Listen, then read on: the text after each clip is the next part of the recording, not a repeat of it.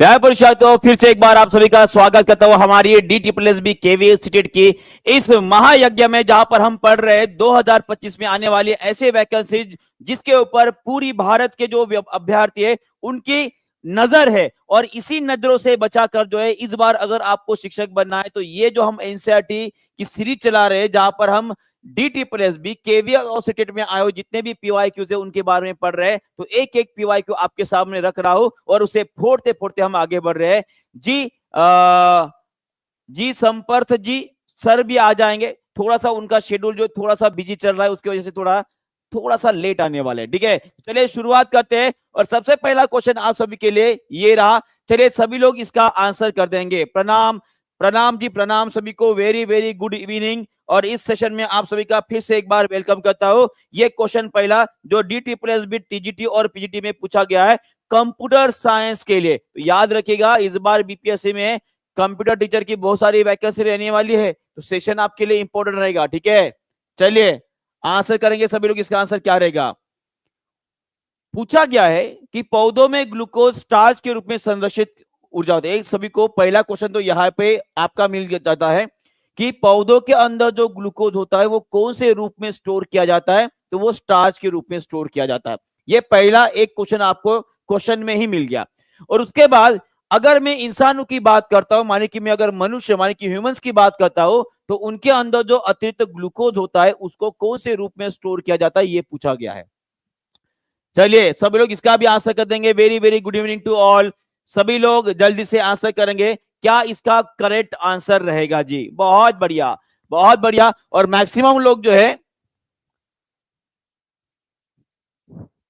हाँ, तो सभी लोग इसका ध्यान रखेंगे कि पौधों के अंदर स्टार्च के रूप में और मनुष्यों के अंदर जो है ग्लाइकोजन के रूप में स्टोर किया जाता है। कौन से रूप में? ग्लाइकोजन के रूप में स्टोर किया जाता है। It is the most correct answer. सभी लोग मुझे कमेंट बॉक्स में ये मुझे बताएंगे कि आज ही मैंने आपको बताया था, अगर आपने BPSC का क्लास मेरा किया है आज, तो मैंने ग्लाइकोजन, स्टार्च और सेलुलोज ये कौन से प्रकार के शुगर है, ये कौन से प्रकार के शुगर है जी? ये प्रकार के हैं, इनको हम कॉम्प्लेक्स शुगर के नाम से जानते हैं। ये कौन से है? कॉम्प्लेक्स शुगर है। और इसे ही हम बोलते हैं पॉलीसैकेराइड बोलते हैं। क्या बोलते हैं? पॉलीसैकेराइड के नाम से जाने जाते हैं। और ये एक प्रकार के कॉम्प्लेक्स मान की जटिल शर्करा होते हैं, ये आपको ध्यान में रखना है। कौन से है? जटिल शर्करा होते हैं, ये आपको ध्यान में रखना है। स्टार्च, देखो ये ऑप्शन जो स्टार्च यहाँ पे दिया है ना, ये एकदम मूर्खों का काम है। अगर किसी ने स्टार्च क्लियर किया है तो क्वेश्चन में उसने बोला कि स्टार्च के रूप में स्टोर किया जाए, तो स्टार्च तो हम मार ही नहीं सकते, बराबर है। और सुक्रोज जो होता है भाई साहब, ये आपका सिंपल शुगर होता है। ये कैसे होता है? सिंपल शुगर होता है। ये हमने पढ़े हैं। सिंपल शुगर के कुछ उदाहरण जैसे कि सुक्रोज हो गया, उसके बाद ग्लूकोज हो गया, ग्लूकोज के बाद हमने बता कौन सा था जी? लैक्टोज था। कौन था? लैक्टोज था। और तीसरा आपको याद रखना है माल्टोज। ठीक है, ये जो शुगर के नाम मैंने लिखे, शर्करा के नाम लिखे, ये सभी मोनोसैकेराइड्स होते हैं। कैसे होते हैं? मोनोसैकेराइड और डाइसैकेराइड्स होते हैं, और उनको गिना जाता है सिंपल शुगर में। क्लियर है जी? सबको याद आ गया है? चलिए बहुत बढ़िया। तो एक क्वेश्चन यहां पर यह भी बनता है कि अगर मानव शरीर में जो ग्लाइकोजन का भंडारण किया जाता है, वो भंडारण करने में कौन सा हार्मोन जो है, हाँ जी बिल्कुल बिल्कुल, बताइए बताइए, कौन सा हार्मोन जो होता है वो भाई साहब एक्शन में आता है या इस्तेमाल किया जाता है, तो उसका आंसर रहेगा इंसुलिन। सभी लोग कमेंट बॉक्स में लिखेंगे। इंसुलिन के हमने बहुत सारे काम देखे हैं, और इंसुलिन सभी एग्जामिनेशन के point of view most important hormone है हमारे ह्यूमन बॉडी का। क्योंकि इंसुलिन क्या करता है? ये शुगर लेवल को कम करता है। शुगर लेवल को कम करता है। कैसे कम कर सकता है? ये जो आपके शरीर में या ब्लड में जो जनरली ग्लूकोज होता है, डाइजेशन के बाद आप सभी को पता है कि इसमें ग्लूकोज बहता है, और उस ग्लूकोज का अगर हम यूज नहीं कर रहे हैं तो उस ग्लूकोज को इंसुलिन क्या करता है? दो रूप से जो है उसको जो है इस्तेमाल में लाता है। देखिए हमने बोला है कि शुगर को कम करता है, ये दो मार्ग से जो है इसे कम करता है। सबसे पहली बात, पहला जो जो हमारी सेल होती है, जो कोशिका होती है, उनको प्रेरित करता है ताकि वो ऊर्जा उत्पादन में ग्लूकोज का मदद करे, ग्लूकोज को इस्तेमाल करे। किसको? ग्लूकोज को इस्तेमाल करें। और अगर ये इस्तेमाल नहीं कर रहे हैं तो वही ग्लूकोज जो ब्लड में एक अतिरिक्त हो रहा है उसे लीवर में स्टोर किया जाता है, लीवर में जमा किया जाता है। कौन से रूप में? ग्लाइकोजन के रूप में स्टोर किया जाता है। बराबर है, ये पहली बात। तो इस तरह से इंसुलिन जो है हमारे मानव शरीर के अंदर जो ब्लड होता है, जो रक्त होता है, उसका शुगर लेवल कम करता है। पर क्वेश्चन ये भी तो बनता है, ये ग्लाइकोजन जब स्टोर किया गया लीवर के अंदर, उसे फिर से अगर यूज करना है तो कैसे करोगे? उसके लिए कौन सा हार्मोन रिस्पॉन्सिबल होता? सभी लोग कमेंट बॉक्स में लिखेंगे। चलिए बताइए, सभी लोग कमेंट बॉक्स में लिखेंगे कि ये ग्लाइकोजन जो लीवर में स्टोर किया गया है, अगर उसे मुझे फिर से इस्तेमाल करना है तो उसके लिए कौन सा हार्मोन रिस्पॉन्सिबल होता है? तो उसका नाम है आपका ग्लूकागॉन। उसका नाम क्या है? ग्लूकागॉन। ग्लूकागॉन जो अग्नाशय द्वारा रिलीज किया जाता है। और कौन सी कोशिकाएं रिलीज करती है? जो अल्फा सेल होती है लीवर के अंदर, जिसे हम आइसलेट ऑफ लैंगरहैंस बोलते हैं, उसके द्वारा रिलीज किया यह ग्लूकागॉन हमारे लीवर के अंदर जो ग्लाइकोजन के रूप में, जो ग्लाइकोजन के रूप में ऊर्जा स्टोर की जाए उसे कन्वर्ट करता है आपके ग्लूकोज में। किसमें? ग्लूकोज में। माने कि ये ग्लूकागॉन शुगर लेवल बढ़ाता है कि घटाता है? तो ये आपका क्या करेगा? आपका शुगर लेवल बढ़ाएगा। ये क्या करेगा? शुगर लेवल बढ़ाएगा। ये आपको ध्यान में रखना है। मोस्ट इंपॉर्टेंट, इसे 5 स्टार मार्क करके रख दीजिए।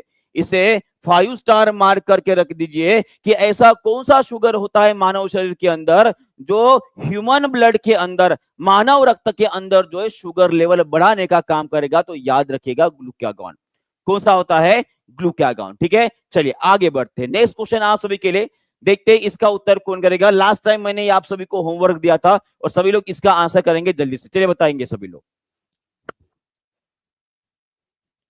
सभी लोग जल्दी जल्दी आंसर करेंगे जी। बताइए इसका आंसर क्या रहेगा, फास्ट। बहुत बढ़िया।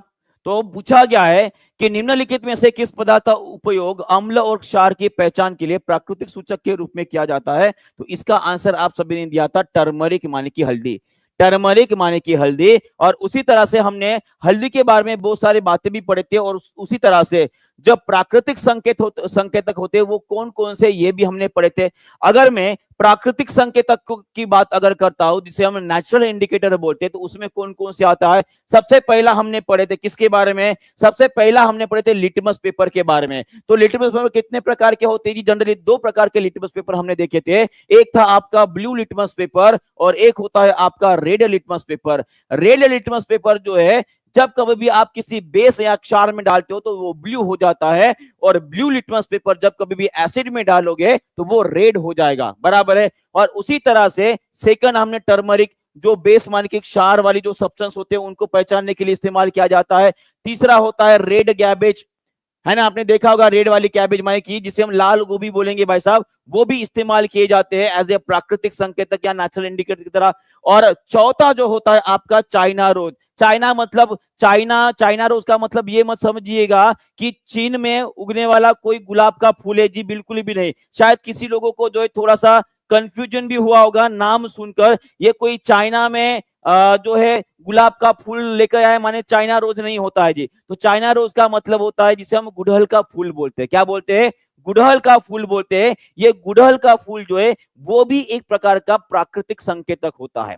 क्लियर है जी? बिल्कुल, हिबिस्कस फ्लावर। ठीक है, उसके बाद आर्टिफिशियल और उसके बाद घ्राण सूचक जो है उनके बारे में भी हमने पढ़े थे। और ये टर्मरिक, जैसे कि आप सभी को पता है कि अगर आप किसी भी न्यूट्रल माने कि उदासीन सॉल्यूशन में अगर टर्मरिक डालोगे तो उसका कलर कैसे रहेगा?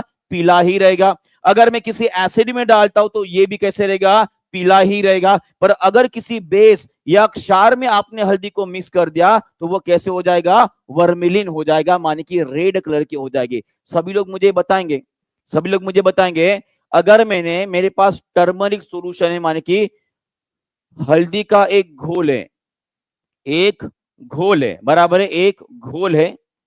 सभी लोग मुझे बताएंगे, अगर उस हल्दी को मैंने हाइड्रोक्लोरिक एसिड के साथ रिएक्ट कराया तो मुझे कौन सा रंग मिलेगा?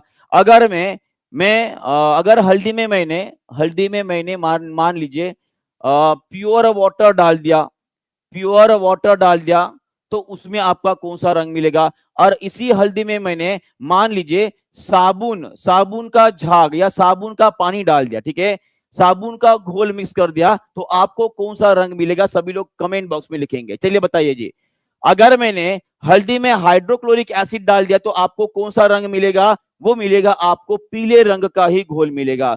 मैं अगर बात करता हूं प्योर वाटर की, जिसका पीएच मान कितना होता है जी? 7 होता है, तो उसमें भी आपको कैसे पीला ही रंग मिलेगा। और वही अगर मैं साबुन का घोल अगर बना रहा हूं, साबुन मान की जो एक क्षारीय सब्सटेंस होता है, एक क्षारीय वस्तु होती है, जिसमें आपको सोडियम और पोटेशियम के ऑक्साइड मिलते हैं। साबुन में क्या मिलेगा आपको?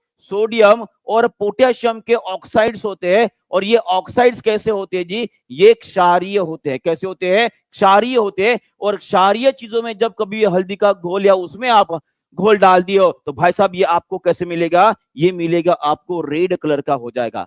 कैसे हो जाएगा? रेड कलर का हो जाएगा। क्लियर है? चलिए आगे बढ़ते हैं। नेक्स्ट क्वेश्चन आप सभी के लिए जल्दी से इसका आंसर कर देंगे सभी लोग फास्ट। तो चलिए बताइए इस क्वेश्चन का आंसर क्या रहेगा?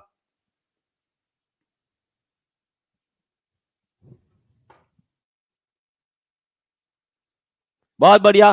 पूछा गया है कि blue litmus paper when deep in acidic solution. एकदम सिंपल है। आपके पास ब्लू लिटमस पेपर है और इसको आपने एसिड में डाल दिया तो ब्लू लिटमस पेपर जो पीला नीले रंग का दिखा रहे हैं भाई साहब, वो कैसे हो जाएगा जी? हो जाएगा आपका रेड, मान की लाल हो जाएगा। तो आपका आंसर क्या रहेगा जी? आपका आंसर रहेगा इट टर्न्स रेड। क्या रहेगा? In turns red. बहुत बहुत बढ़िया, बहुत बहुत बढ़िया। और बाकी तो आपको इजी है, ठीक है, इजी ही रहेगा। ठीक है, इसके ऊपर जो एक छोटा सा टॉपिक आपको रिवाइज करवा लेता हूं, ठीक है, सभी लोग आंसर करेंगे।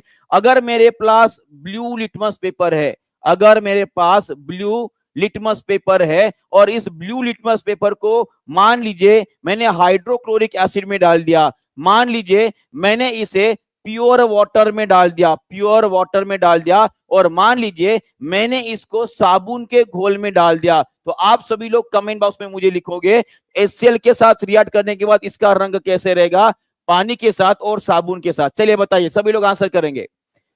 ब्लू लिटमस पेपर जब कभी भी ये एसिड के साथ रिएक्ट करेगा तो ये बन जाएगा आपका रेड। कैसे बन जाएगा? रेड बन जाएगा। अगर वो प्योर वाटर या साबुन में आप डालते हो तो वो कैसे रहेगा? आपका ब्लू रंग की ही रहेगा। कैसे रहेगा? ब्लू ही रहेगा। सभी समझ में आ गया है? उसी तरह से अगर मैं आपको बोलूं कि मेरे पास रेड लिटमस पेपर है और इस रेड लिटमस पेपर को मैंने हाइड्रोक्लोरिक एसिड, मैंने प्योर वाटर के साथ और मान लीजिए साबुन के घोल में अगर डाल के चेक करता हो तो सभी लोग मुझे बताएंगे किसमें रंग बदलेगा। तो सबसे पहली बात आती है कि रेड लिटमस पेपर अगर आप प्योर वाटर या एसिड में डालते हो तो ये रेड का रेड ही रहता है, और वही अगर किसी साबुन के साथ रिएक्ट करवाओगे तो वो कैसे हो जाएगा? ब्लू रंग का हो जाएगा। कैसे हो जाएगा? ब्लू हो जाएगा। क्लियर है? चलिए आगे बढ़ते हैं और नेक्स्ट क्वेश्चन आप सभी के लिए बताइए इसका आंसर क्या रहेगा। एक बात हमेशा ध्यान में रखिएगा कि सभी के सभी एग्जामिनेशन, जितने भी भारत में होने वाले कॉम्पिटिटिव एग्जामिनेशन है, उन सभी एग्जामिनेशन में एसिड बेस ये टॉपिक सबसे ज्यादा इंपॉर्टेंट है। उसमें एक ना एक क्वेश्चन आता मतलब आता ही है। तो ये बात आपको हमेशा ध्यान में रखनी है कि एसिड बेस का टॉपिक आपको बहुत अच्छे से करके रखना है। ठीक है, तो बताइए इसका आंसर क्या रहेगा। साइट्रस फ्रूट्स लाइक ऑरेंजेस, इसमें और लेमन में कौन सा एसिड पाया जाता है? तो वो होता है आपका साइट्रिक एसिड। ये आपके एनवीएस में पूछा गया क्वेश्चन है, साथ में सीटेट में भी आया हुआ क्वेश्चन है। ये दोनों बातें आपको ध्यान में रखना है। ठीक है, अगर मैं साइट्रिक एसिड की बात कर रहा हूं तो वो आपको साइट्रस फ्रूट में मिलेगा। ये लैक्टिक एसिड कहां पर मिलता है, ये फॉर्मिक एसिड कहां पे मिलता है, और ये एसिटिक एसिड कहां पे मिलता है, ये भी सभी लोग मुझे एक एक करके कमेंट बॉक्स में लिखेंगे। चलिए बताइए, अगर मैं लैक्टिक एसिड की बात करता तो ये आपको कहां पे मिलेगा? ये मिलेगा आपको दही में मिलेगा, माने कि कर्ड में मिलेगा। बराबर है। और वही अगर मैं फॉर्मिक एसिड की बात करता हूं, किसकी बात कर रहा हूं? फॉर्मिक एसिड की बात करता हूं, जिसे हम क्या बोलते हैं जी? मिथानोइक एसिड के नाम से जानते हैं। फॉर्मिक एसिड को ही हम मिथानोइक एसिड के नाम से जानते हैं। और ये मिथानोइक एसिड जो होता है वो कहां पर मिलता है जी? जब कभी भी किसी को चींटी ने काट दिया या किसी को मधुमक्खी ने अगर डंक मार दिया तो उनके डंक से निकलने वाला एसिड कौन सा होता है? फॉर्मिक एसिड होता है। बराबर है। और उसी तरह से अगर मैं एसिटिक एसिड की बात करता हूं तो सभी लोग कमेंट बॉक्स में जल्दी से मुझे बताएंगे कि ये एसिटिक एसिड आपको कहां पर मिलेगा। ये एसिटिक एसिड आप कहां पर पाओगे? जब सभी लोग जल्दी से, बहुत बढ़िया, बहुत बढ़िया। सिरका, सिरका माने विनेगर, सिरका माने विनेगर में आपको क्या मिलता है जी? एसिटिक एसिड मिलता है। कहां पे मिलता है? विनेगर में आपको। जी बिल्कुल सही बात। और एक बार सीटेट में ऐसा भी क्वेश्चन आया था, ऐसा भी क्वेश्चन आ गया, मान लीजिए आपको चींटी ने डंक मार दिया, चींटी ने डंक मार दिया, तो उस जलन को भगाने के लिए, जो आपको जलन हो रही है, उस जलन को भगाने के लिए आप किसका इस्तेमाल जो है कर सकते हो? कौन सी वस्तु जो होती है उसका इस्तेमाल कर सकते हो? कौन से घोल का इस्तेमाल कर सकते हो? तो उसका आंसर पहला, क्या सभी लोग मुझे बताएंगे, क्या मैं साबुन के घोल का इस्तेमाल कर सकते हूं? क्या मैं साबुन के घोल का इस्तेमाल कर सकता हूं कि नहीं? यस और नो? क्या मैं, जो हमारा खाने का सोडा होता है, जो हमारा खाने का सोडा होता है, जिसे हम सोडियम बाय कार्बोनेट बोलते हैं, क्या बोलते हैं जी? सोडियम बाय बाय कार्बोनेट बोलते हैं। क्या मैं सोडियम बाय कार्बोनेट जो है, क्या उसमें थोड़ा सा घोल इस्तेमाल कर सकता हूं? क्या मैं उसमें कैलेमाइन का इस्तेमाल कर सकता हूं? क्या मैं उसमें कैलेमाइन का इस्तेमाल कर सकता हूं? क्या मैं उसके लिए चूने का, जो चूना होता है भाई साहब, सबको पता है चूना, चूने का जो घोल होता है, क्या मैं उसका इस्तेमाल कर सकता हूं? क्या लगता है आपको? क्या मैं इन सभी चीजों का इस्तेमाल कर सकता हूं? जी बिल्कुल कर सकते हो, बिल्कुल कर सकते हो, क्योंकि चींटी ने जब डंक मारता है तो उसमें जो है आपका एसिड आपके त्वचा के ऊपर आने के वजह से जो है उसकी वजह से जलन हो रही है। पर अगर मान लीजिए इस एसिड को किसी बेस के साथ या किसी क्षार के साथ आपने रिएक्ट करवाया, तो यहां पर ये एसिड न्यूट्रल हो जाएगी और यहां पे आपकी उदासीनीकरण वाली प्रक्रिया होकर यहां पे आपका सॉल्ट और क्या बनेगा? पानी बनेगा। क्या बनेगा? सॉल्ट और पानी बनेगा, और उससे आपकी जलन कम हो जाएगी। क्लियर है? तो ये सभी के सभी चीजें आप इस्तेमाल कर सकते हो, आपको याद रखना है। क्लियर है? क्लियर है? और उसी तरह से एक और क्वेश्चन आया था सीटेट में, सीटेट की एग्जामिनेशन में एक और क्वेश्चन पूछा गया था कि मानव के पेट में जो एसिडिटी का प्रॉब्लम होता है भाई साहब, जो एसिडिटी का प्रॉब्लम होता है वो किसके वजह से होता है? चलिए देखते कितने लोगों को पता है मानव के पेट में जो एसिडिटी का प्रॉब्लम होता है वो किसके वजह से होता है? क्या कारण है उसका? उसका कारण यह है कि मानव पेट में जो हाइड्रोक्लोरिक एसिड होता है, इसकी मात्रा अगर बढ़ गई, इसकी मात्रा अगर बढ़ जाती है या उसका उपयोग नहीं होता है, तो उसके वजह से मानव के पेट में जलन होने लगती है, और उसे ही बोलते हम एसिडिटी। क्या बोलते हैं? एसिडिटी बोलते हैं। और इस एसिडिटी को अगर हमें खत्म करना है, इस एसिडिटी को हमें अगर खत्म करना है, तो उसके लिए एक दवा डॉक्टर देता है, उसे बोलते हैं भैंसनिया का दूध। उस भैंसनिया का नाम क्या है जी? मैग्नीशिया। उस नाम क्या है? मैग्नीशिया नाम की भैंसनिया जो है, मैग्नीशिया का अगर दूध आपने पी लिया, कोई बच्चे बोल रहे होंगे कि सर ये रशिया की भैंस है कि इंग्लैंड की भैंस है? जी बिल्कुल भी नहीं, ये ना ही रशिया की भैंस है और ना ही इंग्लैंड की भैंस है। एक्चुअली मैग्नीशिया का दूध मतलब इसे बोला जाता है milk of magnesia. Milk of magnesia ये एक प्रकार का केमिकल होता है। क्या होता है?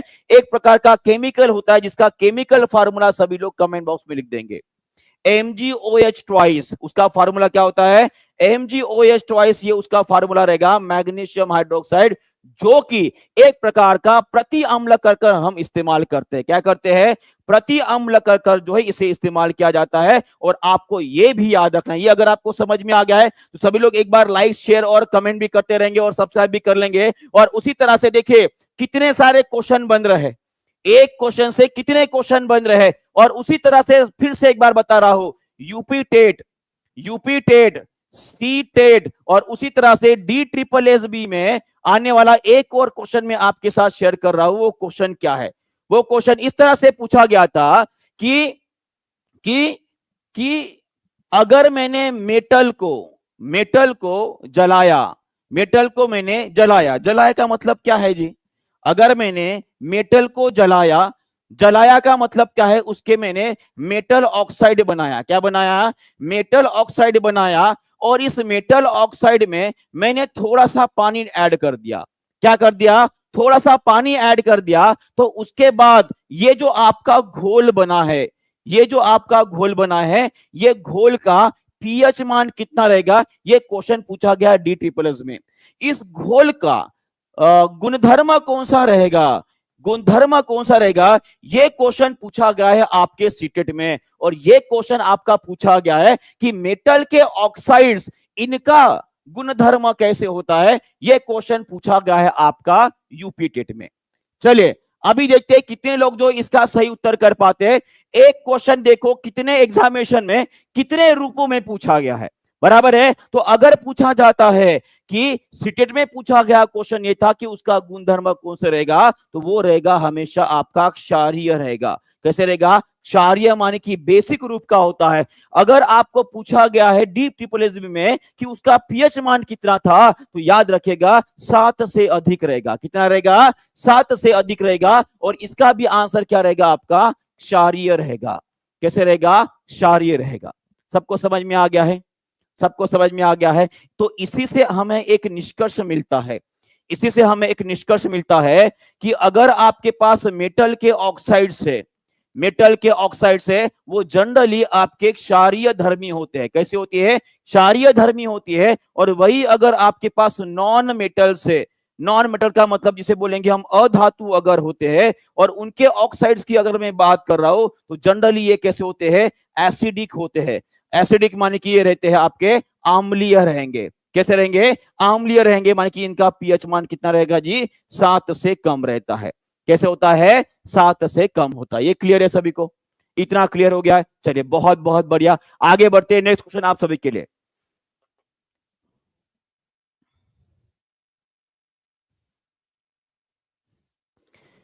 चलिए सभी लोग आंसर कर देंगे, इसका आंसर क्या रहेगा जी, फास्ट, बहुत बढ़िया। Which fruit contain the maximum amount of ascorbic acid, ये सीटेट में पूछा गया क्वेश्चन है। ये सीटेट में पूछा गया क्वेश्चन है कि कौन से फल में सर्वाधिक एस्कॉर्बिक एसिड पाया जाता है। एस्कॉर्बिक एसिड का मतलब क्या होता है, सभी लोग पहले तो ये बता देंगे कमेंट बॉक्स में। एस्कॉर्बिक एसिड एक प्रकार का विटामिन होता है जिसका नाम है विटामिन सी। कौन सा होता है, विटामिन सी। और इसका आंसर क्या रहेगा कि हमारे पास जो आंवला होता है बात जनरली आपको विंटर सीजन में, मान ली ठंड काले में देखने को मिलता है, उससे ही सबसे पाया जाने वाला, सबसे ज्यादा पाता है उसमें क्या होता है जी, एस्कॉर्बिक एसिड होता है, मान की विटामिन सी होता है। और विटामिन सी की कुछ खासियत मैं आपके साथ शेयर करना चाहूंगा। विटामिन सी ये एक प्रकार का पानी में घुलनशील विटामिन है। ये कैसे होता है, पानी में घुलनशील होता है, पानी में घुलनशील होता है। और उसी तरह से ये हमारे शरीर में, शरीर लीवर में या शरीर में स्टोर नहीं किया जाता, स्टोर नहीं किया जाता है। और इसकी अतिरिक्त मात्रा अगर हो जाती है तो यूरिन के माध्यम से ये बाहर निकाल देगा। और उसी तरह से विटामिन सी हमारी रोग प्रतिकारक शक्ति बढ़ाने के लिए, और उसी तरह से विटामिन सी जो है ये इसमें एक और बात, उष्मा से खत्म होने वाले विटामिन में से एक विटामिन है, वो है आपका विटामिन सी, वो है आपका विटामिन सी। और अगर मान लीजिए विटामिन सी की अगर कमी हो जाती है आपके शरीर में, तो उसके वजह से स्कर्वी नाम का डिसीज होता है। स्कर्वी का मतलब होता है जिनमें मसूड़ों से खून निकलना शुरू हो जाता है। क्लियर है, क्लियर है। चलिए बहुत बढ़िया, आगे बढ़ते हैं। चलिए नेक्स्ट क्वेश्चन की तरफ बढ़ते हैं। नेक्स्ट क्वेश्चन आप सभी के लिए, कौन से फ्रूट में आपको मैलिक एसिड मिलता है, कौन से फ्रूट में आपको मैलिक एसिड मिलता है। सभी लोग कमेंट बॉक्स में आंसर करेंगे जी, इसका आंसर क्या रहेगा।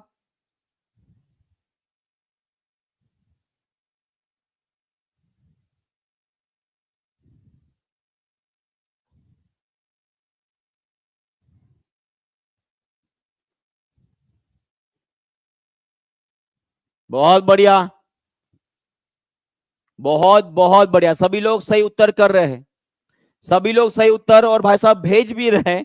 तो उत्तर देने की जरूरत ही नहीं, उसका आंसर रहेगा एप्पल। उसका आंसर क्या रहेगा, एप्पल। माने जो सेब होता है भाई साहब, उनके अंदर आपको मैलिक एसिड मिलता है। और उसी तरह से एक और फल आपको याद रखना है एप्पल के साथ साथ, जो ब ना ना होता है। कौन होता है, ब ना होता है, माने कि जिसे हम क्या बोलेंगे जी, केले बोलेंगे। क्या बोलेंगे, केले होते हैं। केले भी एक अच्छा स्रोत होता है आपके मैलिक एसिड का। किसका स्रोत होता है? मैलिक एसिड का अच्छा स्रोत होता है, ये भी आपको ध्यान में रखना है। और उसी के साथ साथ हमने तो ये पढ़ा है कि ऑरेंज में एक्चुअली साइट्रिक एसिड भी मिलता है, पर ऑरेंज में भी आपको कुछ पैमाने में मैलिक एसिड पाया जाता है, ये भी आपको ध्यान में रखना है, ठीक है। और उसी तरह से ये जो टैमारिंड होता है, जिसे हम इमली बोलते हैं, इसमें कौन सा एसिड पाया जाता है? सभी लोग कमेंट बॉक्स में लिखेंगे। उसमें कौन सा एसिड पाया जाता है? सभी लोग कमेंट बॉक्स में लिखेंगे। चलिए बताइए जी, सभी लोग कमेंट बॉक्स में लिखेंगे। बहुत बढ़िया। कुछ और क्वेश्चन डाल रहा हूं।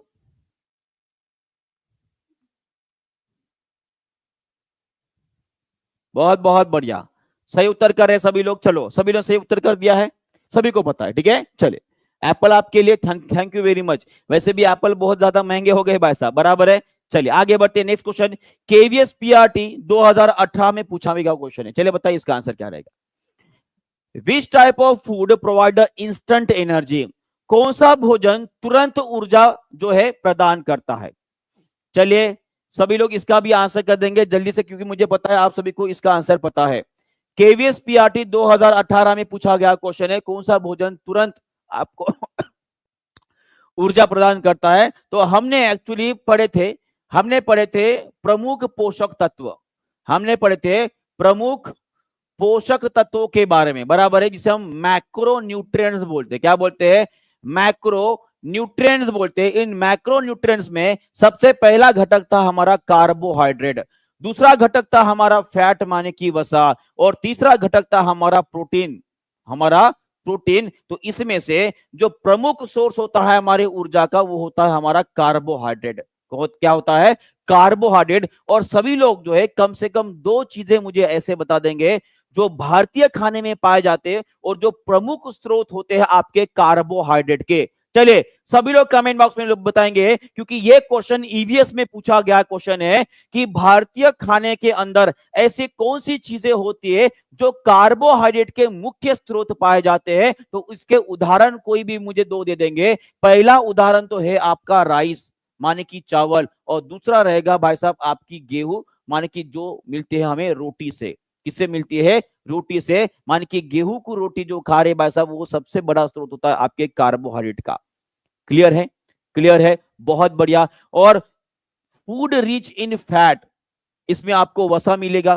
Food rich in vitamin, generally fruits जो होते हैं, जनरली ये विटामिन रिच ये हमें मिलते हैं हमारे फ्रूट से, माने कि फलों से प्राप्त होते हैं। और उसी तरह से जब हम ड्राई फ्रूट्स वगैरह खाते हैं, इससे भी जो है सबसे बड़ा स्रोत होता है। अगर पूछा जाता है कि फूड रिच इन प्रोटीन अगर पूछा जाता है, तो जितने भी आपकी फलियादार जो दालें होते हैं, दाल ही बोल दो, जितने भी प्रकार के दाल होते हैं भाई साहब, उन सभी दाल जो है प्रोटीन का अच्छा स्रोत होता है। अगर वेजिटेरियन की बात करो, अगर नॉन वेज की बात किया जाता है, तो जो मांस होता है वो मांस में भी आपको प्रोटीन सर्वाधिक मिलता है। क्लियर है जी? बिल्कुल सही बात बोले, दाल में सोयाबीन में सर्वाधिक पाया जाता है, ठीक है। चलिए इसी में एक और क्वेश्चन में ऐड कर देता हूं, जो मैंने आज बीपीएससी में भी कवर किया था कि कार्बोहाइड्रेट से हमारे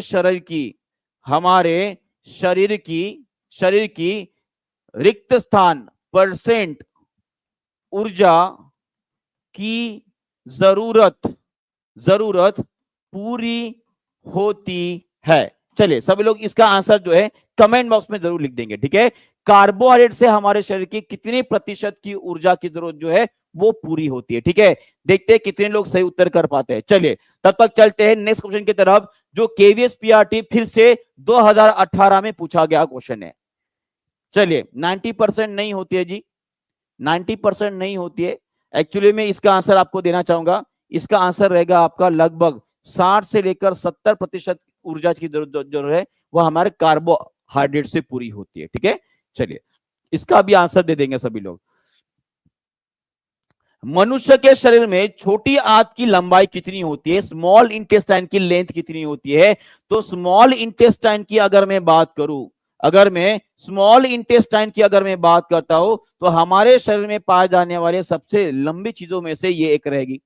हमने स्मॉल इंटेस्टाइन के बारे में ये बताया है कि खाने का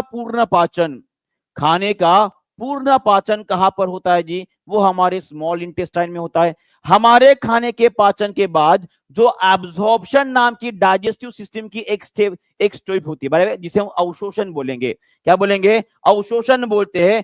वो सबसे ज्यादा एब्जॉर्प्शन कहां पर होता है? आपकी छोटी आंत के अंदर होता है। और इसकी लंबाई की अगर मैं बात करूंगा तो इसकी लंबाई लगभग 6 फीट के आसपास होती है। ये हमारे एनसीईआरटी का डाटा है।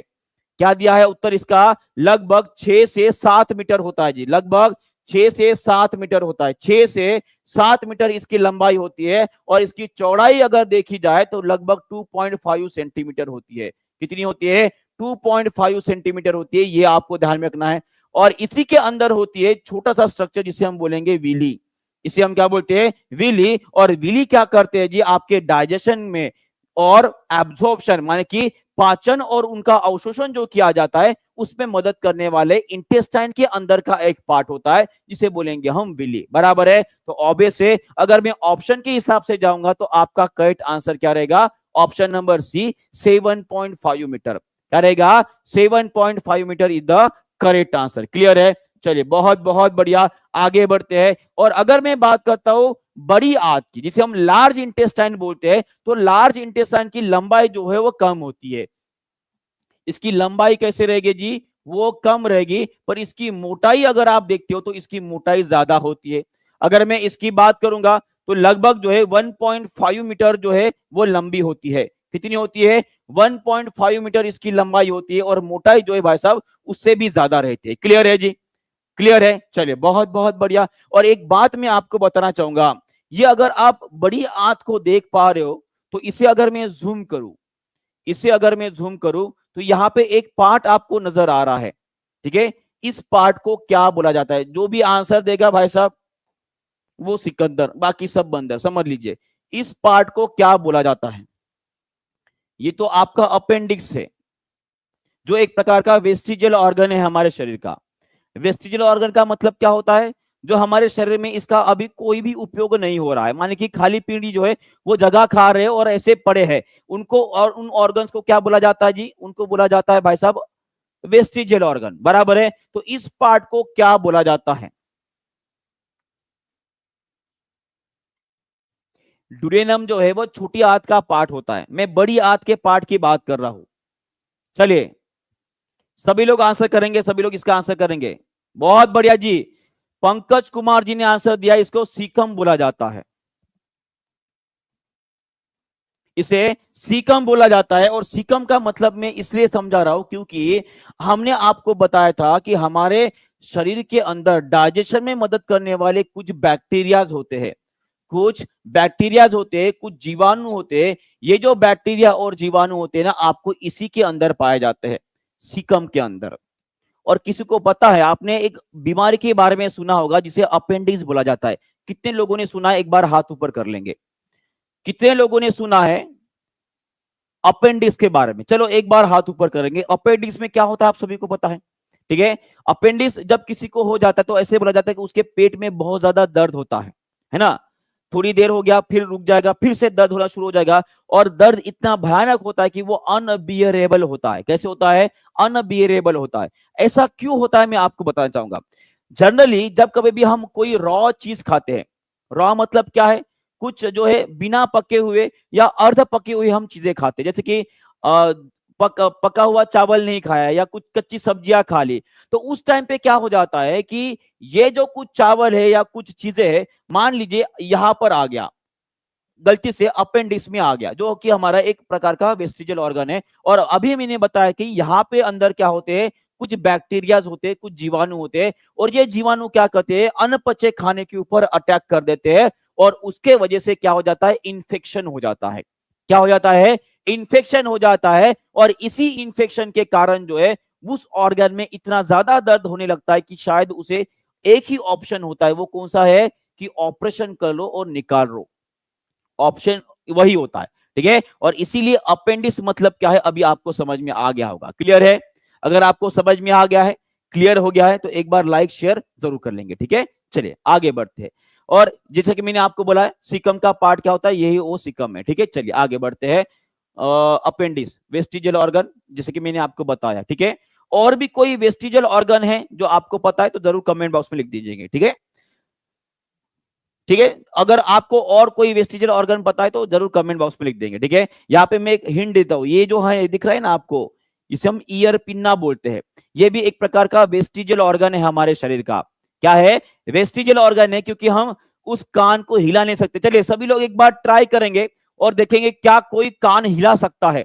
ये कान हिला कर देखो भाई साहब, ऐसे ऐसे हिला कर देखो सभी लोग। अगर हिला पा रहे हो तो समझ लीजिएगा कि आपके शरीर में वो ईयर पिन्ना, जिसे हम वेस्टिजियल ऑर्गन बोल रहे हैं, कि अभी भी जिंदा है। माने कि पुरातन जमाने से भाई साहब आपके अंदर वो चीजें मौजूद है। अगर कान हिला पा रहे हो, अगर कान हिला नहीं पा रहे हो तो समझ लेना वो आपके शरीर का वेस्टिजियल ऑर्गन है।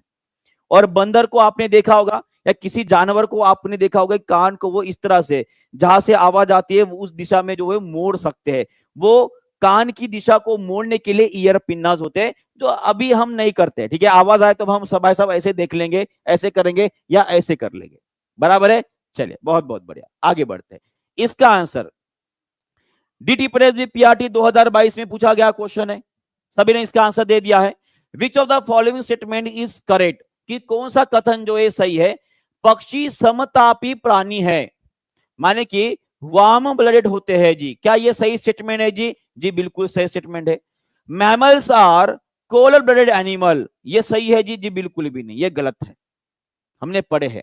और यहां पर हमने ये पढ़ा था कि अगर आपको याद आ रहा है, कितने बच्चों को याद आ रहा है, मैंने एक ट्रिक बताई थी और मोना मैम ने भी वो ट्रिक आप सभी के साथ शेयर की थी। कितने लोगों को पता है जी? कितने लोगों को पता है? हमने याद किया था BMW, हमने याद किया था BMW, बराबर है? BMW का मतलब क्या होता है? बी माने के होता है बर्ड्स, बर्ड्स माने की पक्षी, एम माने के होता है मैमल्स, मैमल्स माने की होते हैं स्तनधारी, और डब्ल्यू का मतलब होता है वार्म ब्लडेड।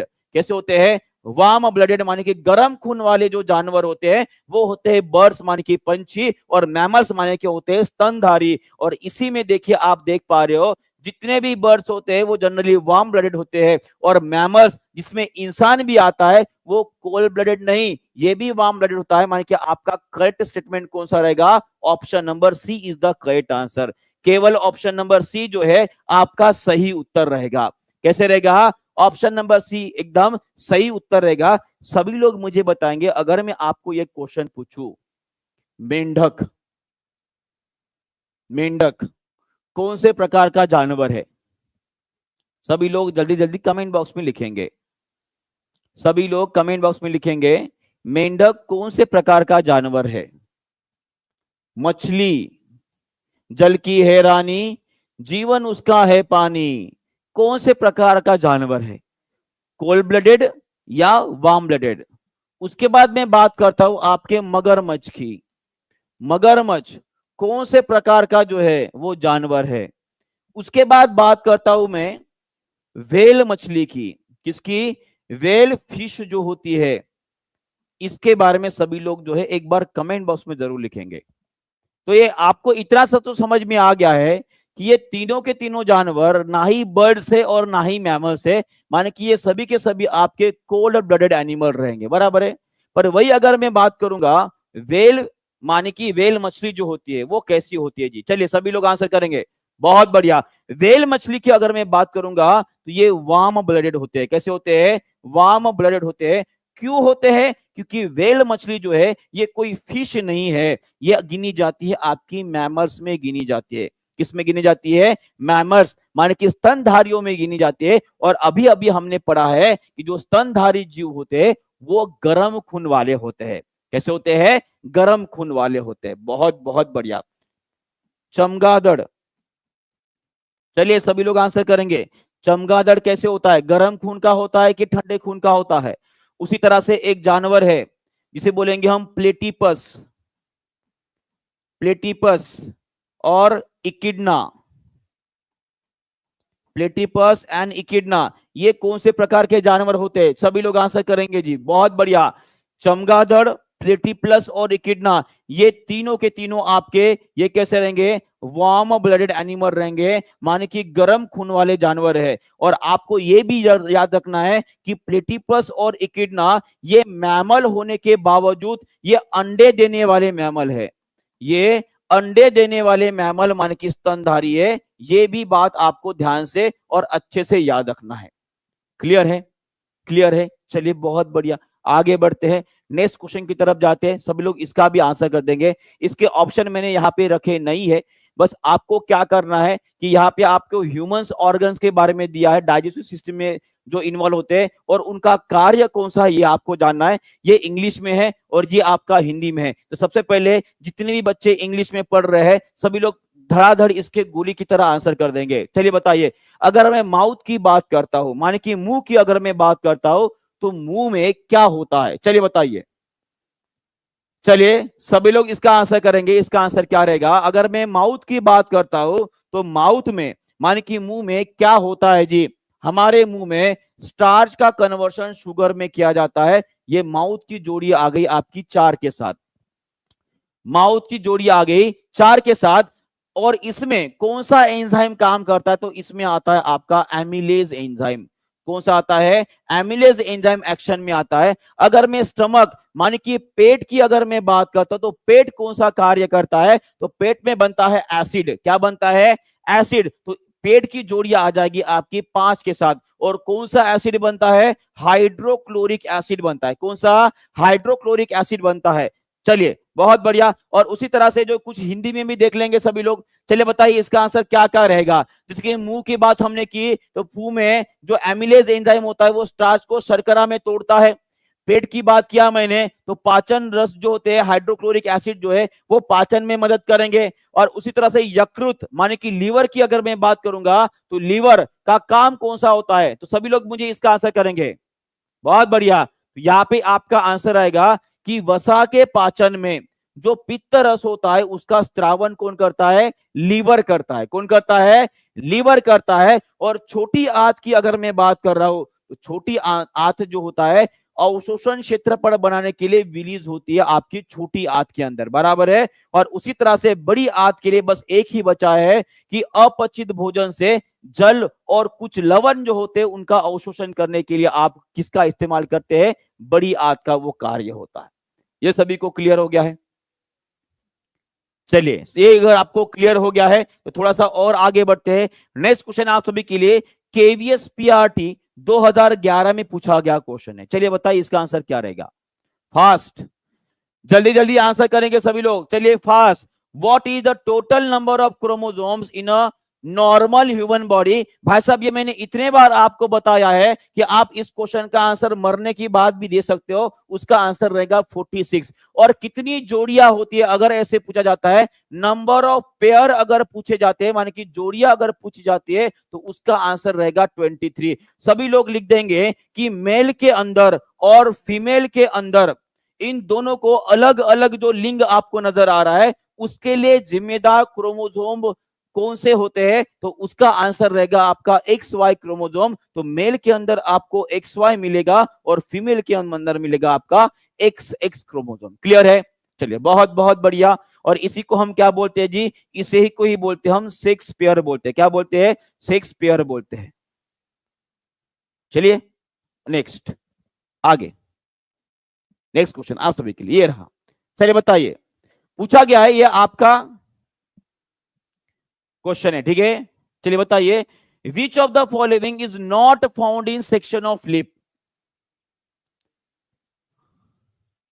सीटेट में पूछा गया क्वेश्चन है, सीटेट में पूछा गया क्वेश्चन है। सभी लोग इसका भी आंसर कर देंगे। चलिए बताइए, निम्नलिखित में से क्या एक पत्री की काट में नहीं पाया जाता है? मान की सीधा बात है, आपको पत्ते में नहीं मिलता है। पत्ते में नहीं मिलने वाली चीज कौन सी है वो आपको ढूंढनी है। तो चलिए बताइए, सभी लोग मुझे बताएंगे। क्या गार्ड सेल होता है जी? ये बिल्कुल पाई जाती है, ये बिल्कुल पाई जाती है स्टोमेटा के अंदर, बराबर है। स्टोमा भी पाया जाता है और उसी तरह से क्लोरोफिल भी पाया जाता है, क्लोरोफिल भी रहेगा।